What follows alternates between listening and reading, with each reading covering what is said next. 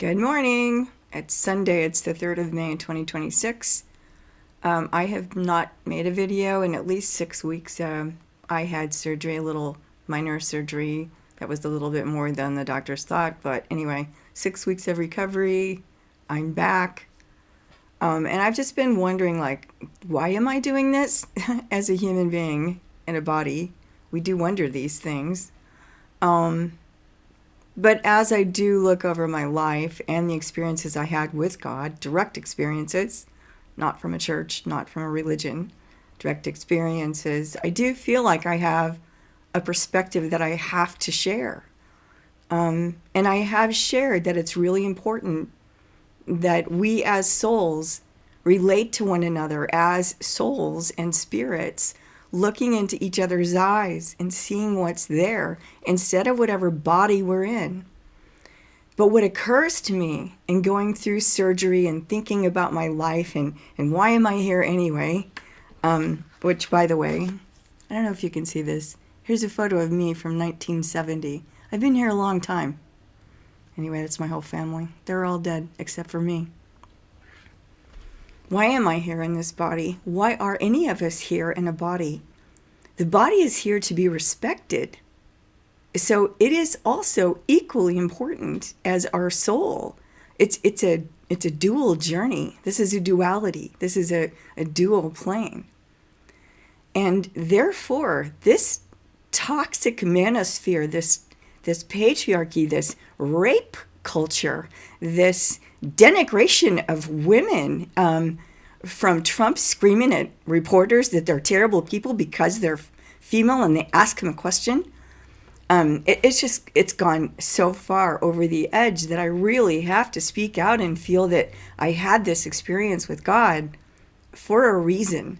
And I really have to make these videos as much as I don't want to. I really don't. I watched a show, I think on BritBox, I'm not sure. It's called The Riot Women.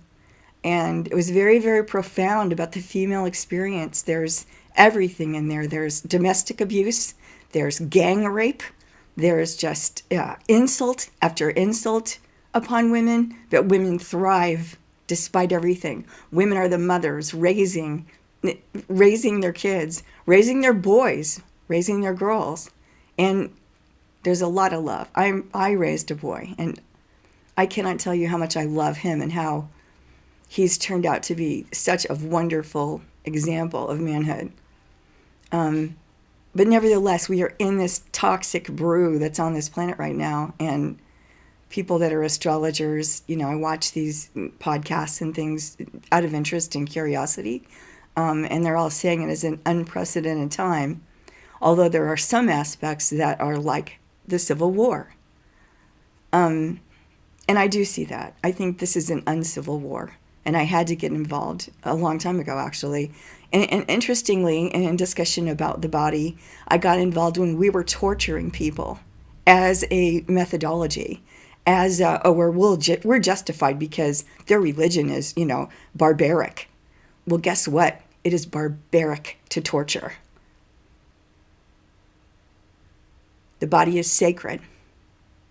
As Jesus said, as every major religion said, as I know from my direct experience with God, it is imperative upon you. And I know it's easy to think, here's some old woman on a pike. I mean, I haven't combed my hair. I don't care.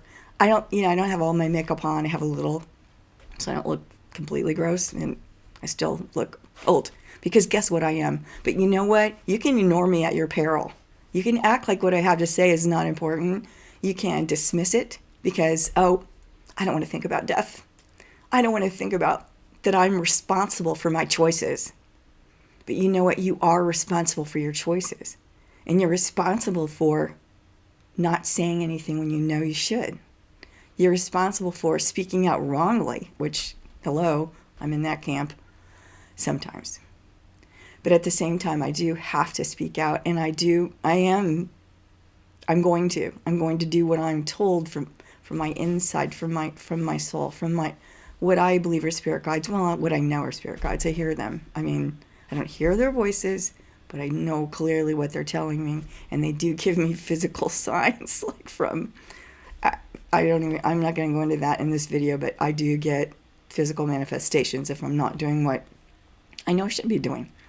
And we all do. If we're all quiet, if we give it a minute, turn off a football game, turn off whatever news crap is blaring. By the way, I had to get rid of cable TV almost 20 years ago. I cannot handle that TV blaring, and I had my surgery out of town in a hotel. Well, not in a hotel. I had to stay in the hotel after I had the surgery, which was, an outpatient surgery. So anyway, by the way, it was for a hernia. Like I had 4, and they thought I had like 1 or 2. I had 4. Anyway, it took a long time to fix them all. But I feel good. I feel really good. But anyway, after the surgery, I had to go stay in a hotel, and we had the TV on, regular TV, with commercials and just, it's what, 10 minutes of programming, 20 minutes of commercials, and really streaming has commercials now too. It's intrusive. And my degree is in journalism with an emphasis in advertising. So I have a BS in BS, so I know what BS is. And furthermore, I've worked for the media. I've done ads. I've done all that stuff, and I can't handle it. I don't like it. And the reason I canceled cable was I was finding that all I could watch was a Turner Classic Music movie channel, TCM, because it had no commercials, and it was quiet, and it was a different time, and it was comforting, and they had a different way of life. They had morals, even if they portrayed people that broke those morals and showed humans what we need to do better. At any rate, today, and actually I've been thinking about this for the whole 6 weeks or however long it's been, because Easter came and went, and we know that story. Jesus was crucified, and then after 3 days he came back in the body. That's the story. Whether you believe that story or not, the body is incredibly important, and we must respect and keep it sacred. And what is happening now in the United States under the leadership of Pete Hegseth, Trump, all of these leaders, they are disrespecting our troops by sending them into danger and not feeding them properly. I do believe, because I've been told, that there are far more deaths than are being reported. We're not getting any truth out of our current media situation. And I do want to I want to use this platform, if anyone would ever see it, I really hope so, because billionaires need to understand that they're in a body too.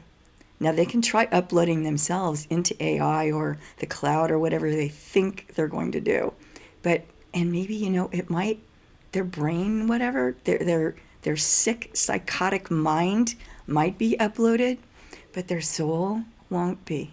So we are living in a duality. Your soul, Mr. Billionaire, who is toxic and destroying this planet with data centers and everything else that you're doing, your soul won't be in that cloud.